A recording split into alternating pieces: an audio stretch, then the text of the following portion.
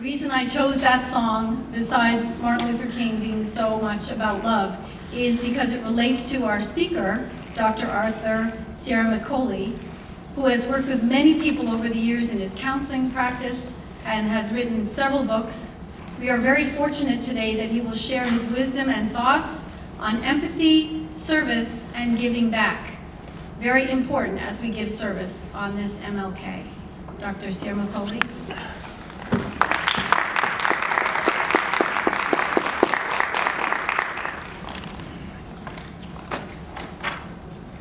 Good morning. Good morning, you can hear me? Thank you for that beautiful introduction, Margie. Martin Luther King, Dr. Martin Luther King died 48 years ago, 48 years ago. And I'm going to compare for you a bit of what was happening at that time to what's happening today in our society. 48 years ago, Dr. King made the comment that Americans are too concerned with the idea of their salaries and the size of their automobiles instead of their contributions to mankind. He said that we lacked empathy, that we weren't trusting enough of each other. He said that we were too stressed in our society. And most importantly, he said that we were exuding much prejudice in our society, which he hoped would end soon. Today, 48 years later, where are we? The stress in our society is very significant. 70% of teenagers say that they suffer from stress on a daily basis. That was a study just released by Yale University and the Lady Gaga Foundation last week. 50% of adults say they wake up in the middle of the night due to stress. 75% of American workers say that they experience stress either emotionally or physically on a daily basis. Trust in America has decreased. 20 years ago, Americans said that they had 5 to 7 close friends. Today we say that we have 2 to 3 close friends. So conditions have worsened, race relations are difficult, and prejudice is at a high. What happens when we're prejudiced? If you're sitting next to someone in your classroom or you're working next to someone and you think because they're Irish, Italian, Jewish, Iranian, whatever it is, if you have some idea that there's something about them that is causing you anxiety, that's causing you to feel insecure, you have a distortion, and that distortion causes anxiety and stress. What happens when we have stress? We release the hormone cortisol. I'm going to talk about 2 hormones today that I hope you remember. One is cortisol and the other is oxytocin. Cortisol is a stress hormone, okay? It's released when we feel anxious and stressed, and certainly prejudice causes anxiety and stress. You cannot be standing next to someone on a bus or an airplane and feel that there's something about them that you're threatened by without feeling stress. What happens when we have cortisol in our system? It causes weight gain. It causes the deterioration of muscle mass. In other words, if you're trying to build your body and tone your body and you're an athlete, you're going to reduce your muscle mass. It's going to deteriorate if you have too much cortisol in your system. It causes hair loss. It causes inflammation. It causes negative thinking. And most importantly, it causes a decrease in the ability to be empathic. We have an empathic range when we're calm that is it's like this. When you feel anxious and stressed, and you have cortisol in your system, your range shrinks to a very narrow point. And then you have narrow thinking. You have negative thinking. Cortisol produces depression, and it also produces anxiety.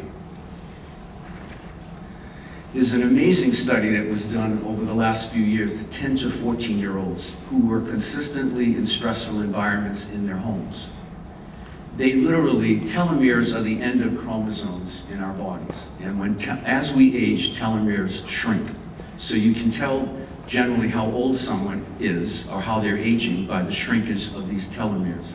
In these 10 to 14-year-old children, they had aged 6 years beyond their time. 6 years beyond their time. So if they were 15 on the outside, they were 21 on the inside.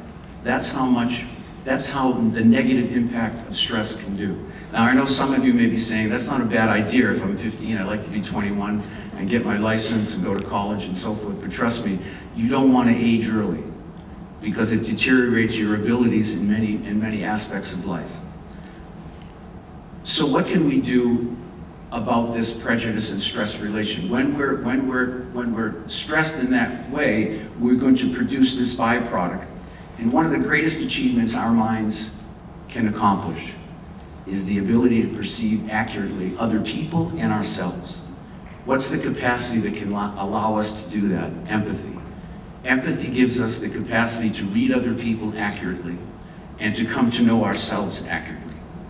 Empathy is the experience, the ability to experience the unique experiences of another person.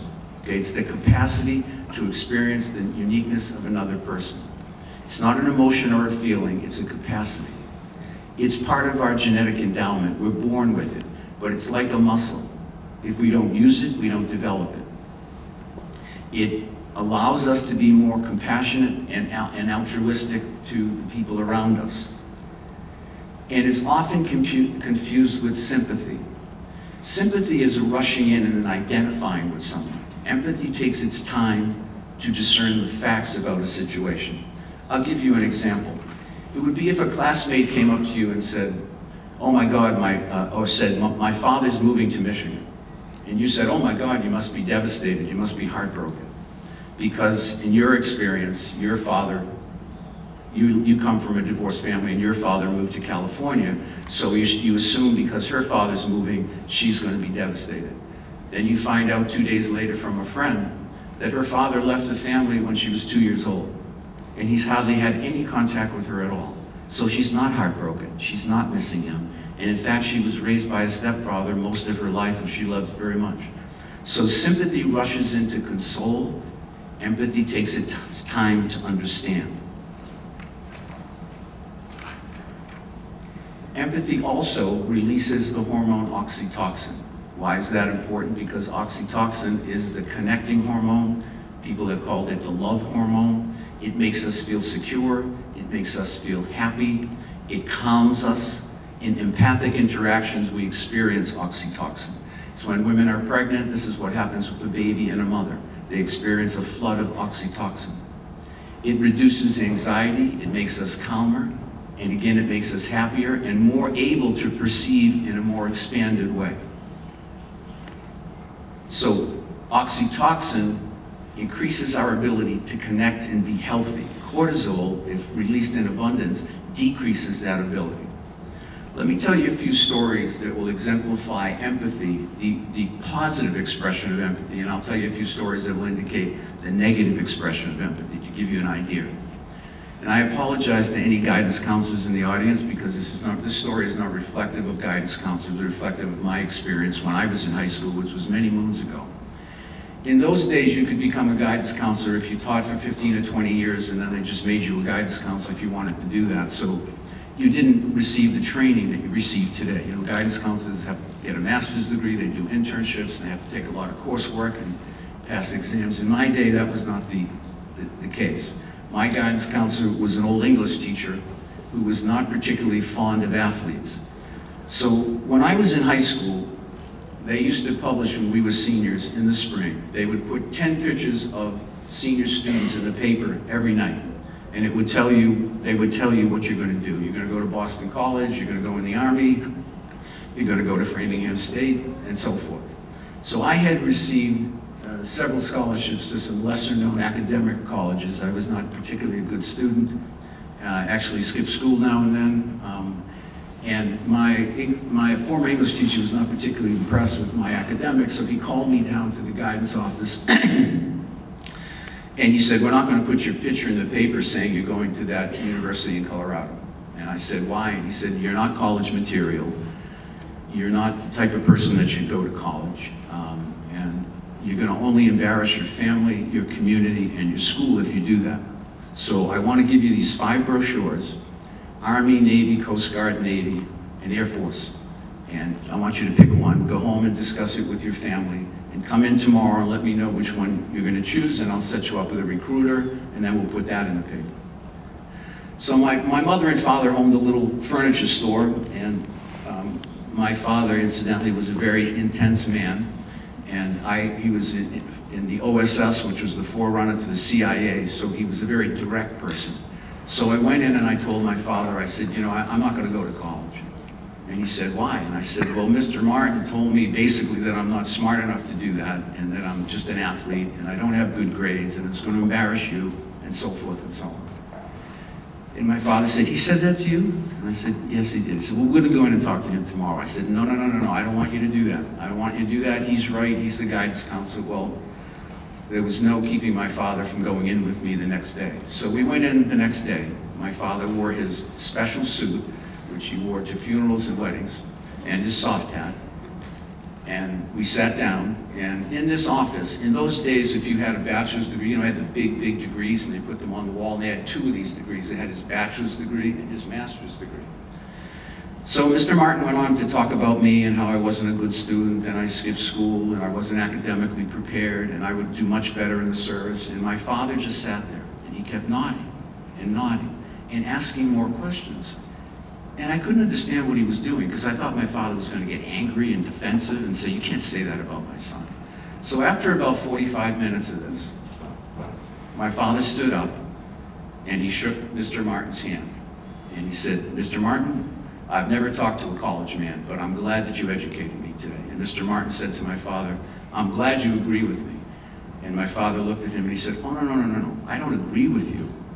But you determined what decision we should make. Because when I heard the way you think after 45 minutes, and I looked at you and you've got two of those big degrees on your wall, I realized my son can go to college.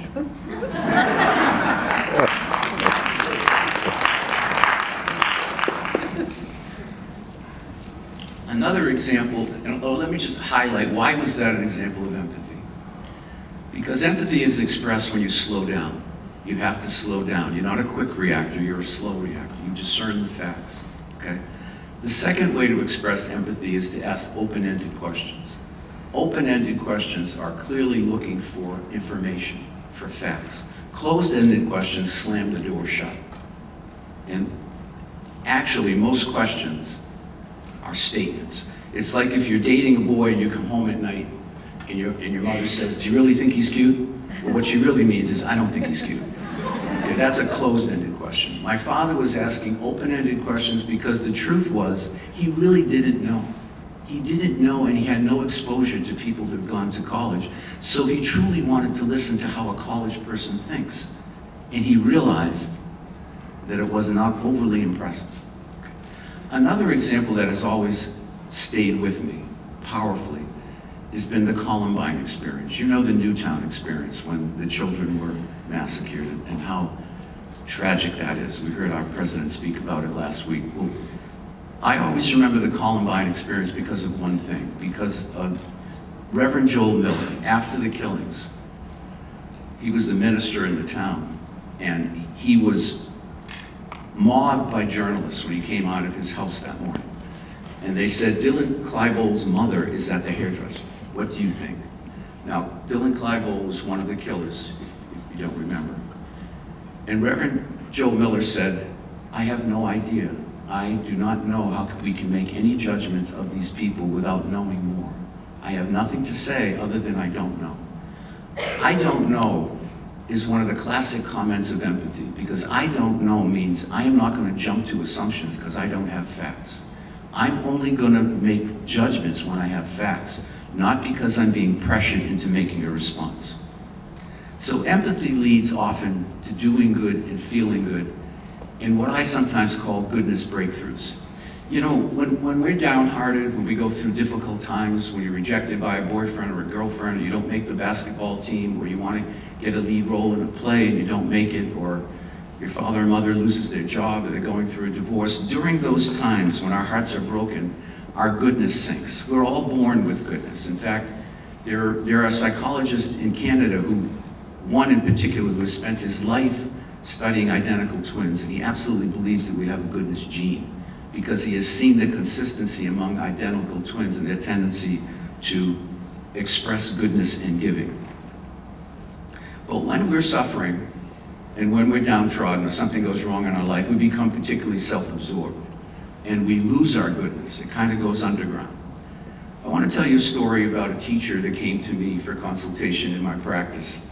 And she's a 6th grade teacher. And I asked her how come she had come. And she told me, I want to tell you a story about one of my students, and I will tell you why I'm sitting here. She told me that her mother had died recently of terminal cancer, and she went through a horrible experience.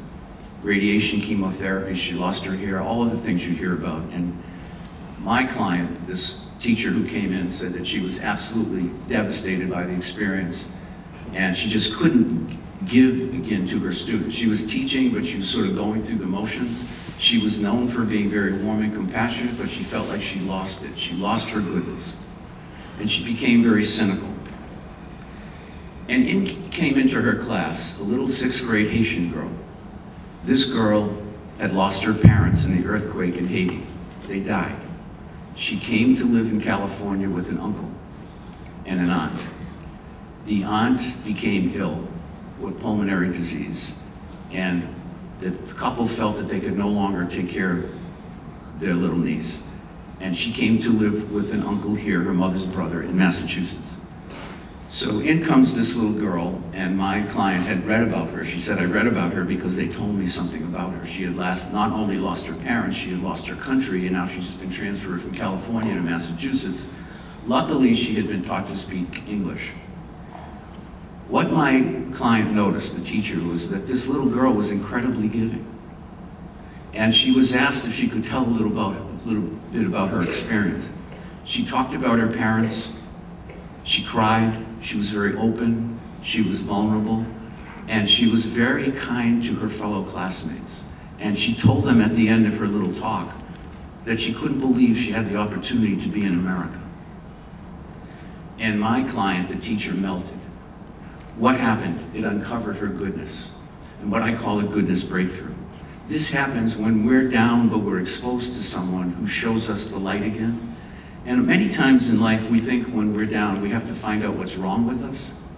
We don't really often have to find out what's wrong with us. We have to uncover what's right with us. So what happened was, through this experience, because this girl was able to cry and talk and be vulnerable, what psychologists call good grief. In other words, instead of avoiding it, instead of overeating or not talking or pouting or becoming depressed, she was open to the world. And because of that, she created a goodness breakthrough for her teacher. She was the teacher, and the teacher became the student.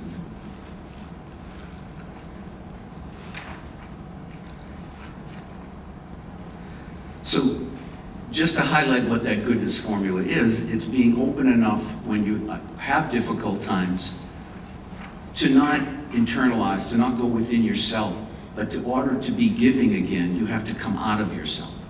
And you have to let that grief and sorrow be shared with other people. And many times, people make assumptions when they're hurt that way. Like she could have said, she could have been angry with God, right, because of the earthquake.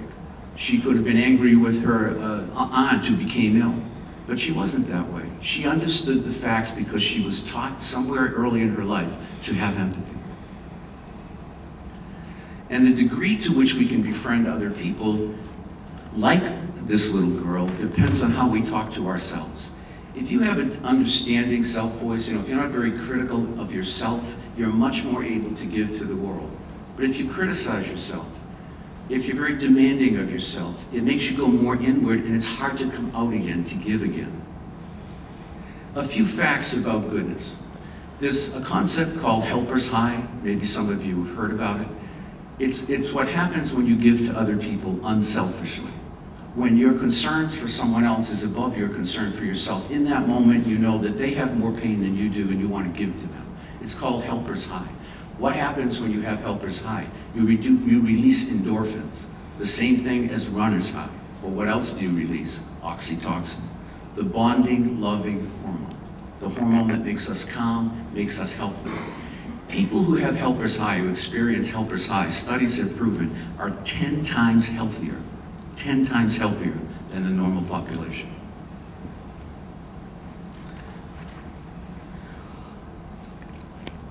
It's interesting that recently there have been a number of studies of wealthy people and what happens to people as they climb up the economic ladder. You see, Berkeley has done, the University of California in Berkeley has done several studies that showed as people become richer, they become greedier, their empathy goes down, they're more likely to cheat.